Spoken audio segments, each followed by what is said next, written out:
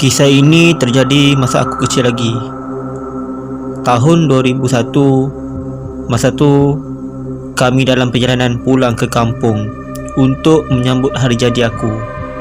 Di dalam kereta ada ayah, ibu, Pak Long, Mak Tok dan sepupu-sepupu, Kak Da, Kak In dan Zam. Kak Da, Kak In dan Zam ini adik-beradik. Aku paling rapat dengan Kak In. Di kampung, saudara mara dah sibuk memasak, set up barang-barang untuk meraihkan hari jadi aku. Aku ni boleh dikatakan cucu kesayangan atuk dan nenek, sebab ayah aku anak bongsu. Jadi, aku cucu last dalam keluarga. Anak-anak buah panggil ayah aku Pok Su dan ibu aku Mok Su.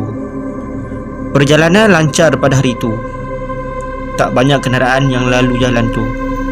Aku mulanya duduk di hadapan dengan ibu.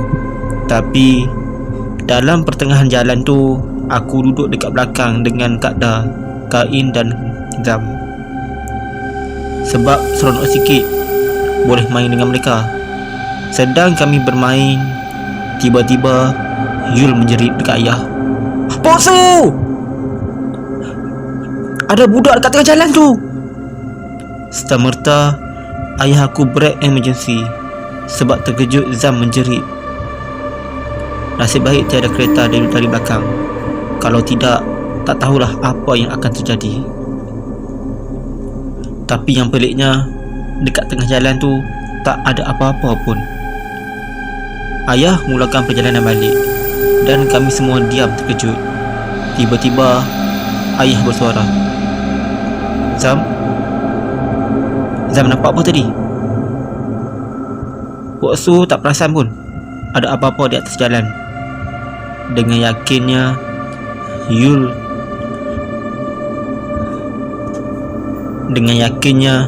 cakap dia nampak ada dua orang budak-budak di tengah jalan. Seorang lelaki dan seorang perempuan. Kedua-duanya pakai baju putih. Yang lagi seram, Zam cakap budak tu pandang ke arah kereta kami sambil melintas jalan kiri dan kanan jalan. Masalahnya, dia je yang nampak dua orang budak tu. Ayah suruh abaikan dan jangan fikirkan lagi, sebab tak nak kami fikir yang bukan-bukan. Kalau tak silap aku, kami berada di satu kawasan yang orang panggil Batu 18. Seingat akulah, jalan tu lurus saja. Cuma ada berombak sikit jalannya. Yalah, jalan kampung kan. Kiri dan kanan kosong. Cuma ada satu balai raya di tepi jalan dan kawasan berpayah sikit. Sorry ya, aku tak pasti ada rumah ke tak. Sebab masa tu kan aku kecil lagi. And aku tak tahu sekarang ada lagi tak balai raya tu. Secara tiba-tiba, pandangan aku menjadi gelap. Aku tak tahu apa yang terjadi dan aku tak pasti apa yang berlaku. Bila tersedar, aku dah ada dekat ward di bahagian emergency. Satu badan terasa sakit bila aku cuba gerakkan. Aku hanya mampu membuka mata. Itu pun cuma separuh saja sebab kepala terasa berat. Aku cuba memanggil ayah dan ibu, tapi aku tak mampu nak membuka mulut. Aku cuba pandang ke sebelah kanan dan aku ternampak ayah aku berlumuran darah. Aku pasti tu ayah sebab aku kenal sosok tubuh itu. Aku tak mampu nak buat apa-apa. Aku menangis dan terus pingsan. Aku tak tahu macam mana dengan keadaan aku selepas itu. Yang aku ingat, aku dah ada dekat rumah. Sebenarnya kami terlibat dalam kemalangan. Kereta kami berlanggar dengan lori simen yang berhenti di tepi jalan. Keadaan kereta masa tu digambarkan seperti tin yang kemek. Hampir terbelah dua keretanya. Semua yang ada di dalam kereta dikeluarkan. So, mereka expect semua mangsa dah dikeluarkan. Tapi tiba-tiba mereka terdengar ada budak menangis keluar dari kereta tu. Jangan tanya macam mana aku keluar sebab aku tak ingat pun. Kan aku cakap, aku sudah sedar je, aku kat hospital dah. So, akibat kemalangan tu, ayah aku meninggal dunia. Ibu aku koma, patah kaki, patah rahang, patah bahu, hilang ingatan dan hilang 2 orang anak kembarnya. Masa kemalangan tu, ibu aku tengah pregnant anak kembar. Palung aku cedera dekat kepala, kalau tak silap, dan terus jadi pendiam selepas kemalangan itu sebab trauma. Mak tok koma, patah kaki dan cedera dekat mata kanan. Kak Da koma, cedera di kepala, patah kaki. Kain meninggal dunia sebab terhentuk kerban. Zam patah kaki, cedera dekat kepala juga. Aku cuma luka sedikit saja dekat kepala. Padahal aku yang terperosok di bawah seat, tapi aku hampir okey, tak cedera teruk. Aku sendiri tidak percaya, tapi itulah hakikatnya. Orang tua-tua kata budak kecil dilindungi malaikat.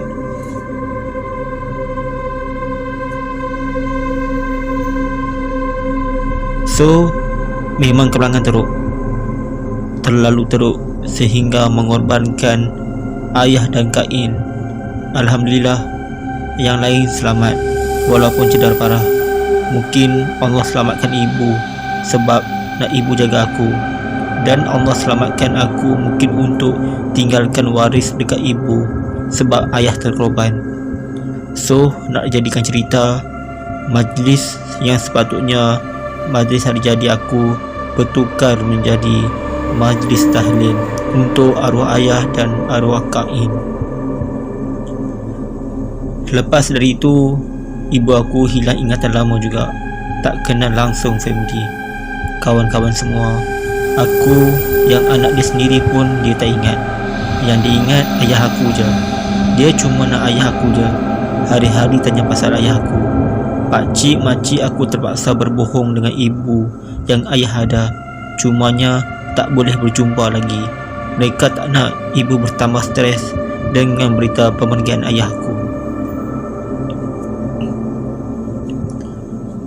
Lama juga ibu dan mak tok dekat hospital. Bila ibu dan mak tok dah dibenarkan balik ke rumah, adik-beradik ibu yang jaga ibu. Ibu dan mak tok masa tu memang ibu tak hiraukan aku langsung. Dalam masa ibu hilang ingatan, ibu cakap ayah dah balik rumah, pakai baju putih dan kain pelikat kegemaran dia. Ibu nampak ayah balik tengok ibu, suruh ibu berehat, jangan sedih-sedih.